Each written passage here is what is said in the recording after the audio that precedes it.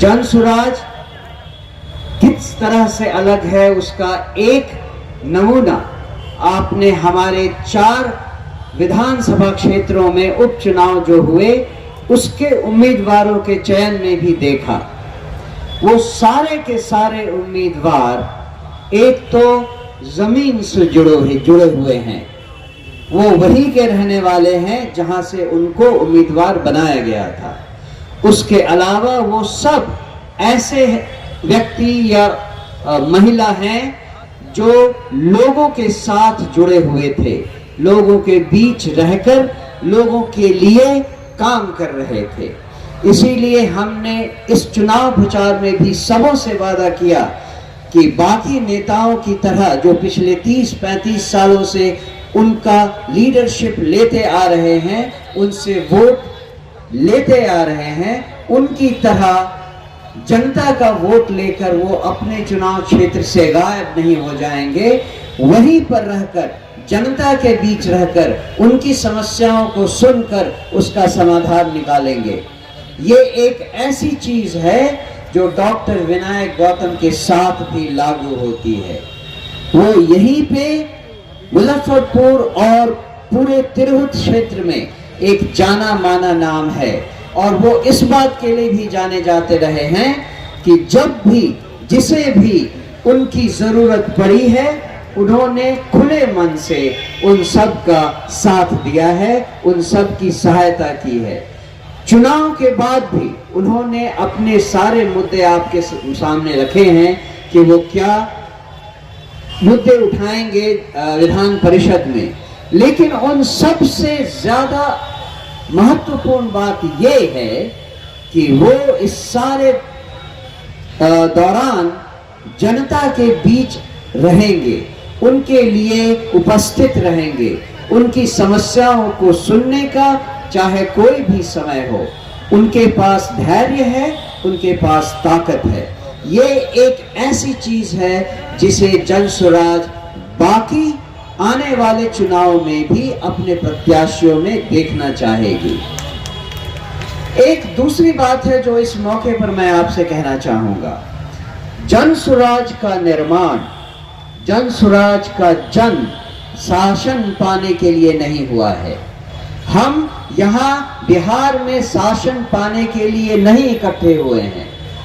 बार बार इस बात को याद रखने की जरूरत है कि अगर हम केवल शासन पाकर खुश हो गए तो हम में और किसी दूसरी पार्टी में जल्दी ही कोई अंतर बाकी नहीं बच जाएगा।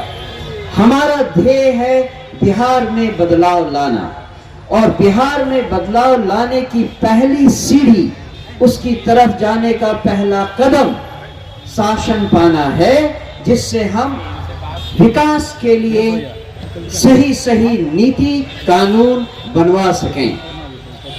लेकिन उसके साथ साथ एक और महत्वपूर्ण बात है, ये बदलाव इतना विस्तृत है कि इसमें हमें हर आदमी के जहन में, हर आदमी के दिमाग में, हर आदमी की सोच में वो बदलाव लाना होगा।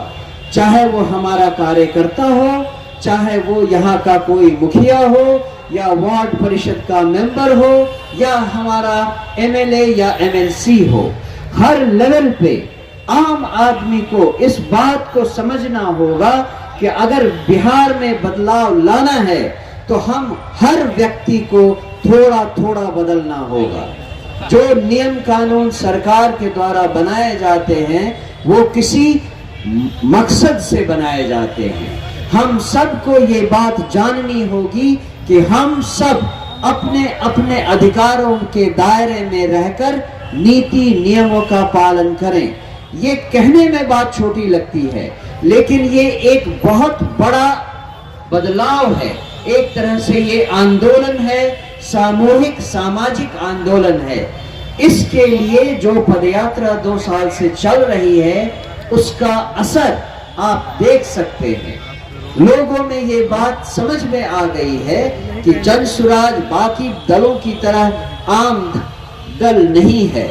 इसकी सोच में अंतर है, इसके लोग में अंतर है।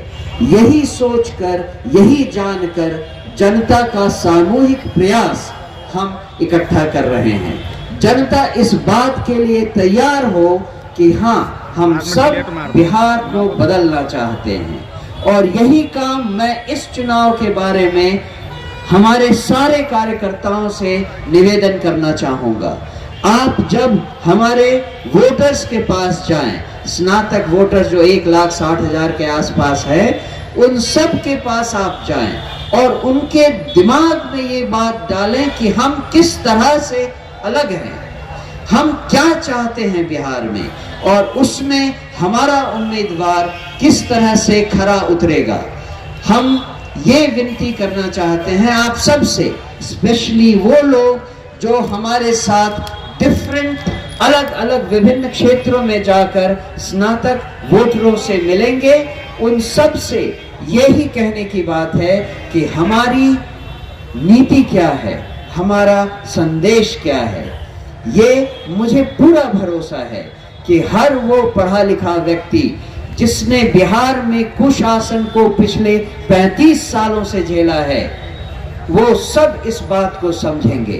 पढ़े लिखे व्यक्तियों से हमें ये उम्मीद है कि वो समझेंगे कि ये कुशासन तब तक चलता रहेगा जब तक लीडरशिप में बदलाव नहीं आएगा। तो मैं आप सबको आने वाले जीत की अग्रिम बधाई देता हूं। मैं ये जानता हूं कि डॉक्टर विनायक गौतम हमारे प्रत्याशी एमएलसी बनकर विधान परिषद में जरूर आने वाले हैं, जो आने वाले आम चुनाव में हमारे लिए एक बहुत महत्वपूर्ण स्टेप फॉरवर्ड होगा, आगे की बात होगी। इसी सोच के साथ मैं आप सबसे विदा लेता हूं, और मेरे साथ एक बार फिर वो नारा लगाएं जो हम हमेशा लगाते हैं, जय बिहार, जय बिहार, जय बिहार। आप सबका बहुत धन्यवाद। सब्सक्राइब करें हमारा चैनल प्रकाश जोश लाइव और दबाए बेल आइकन हमारे खबर सबसे पहले देखने के लिए।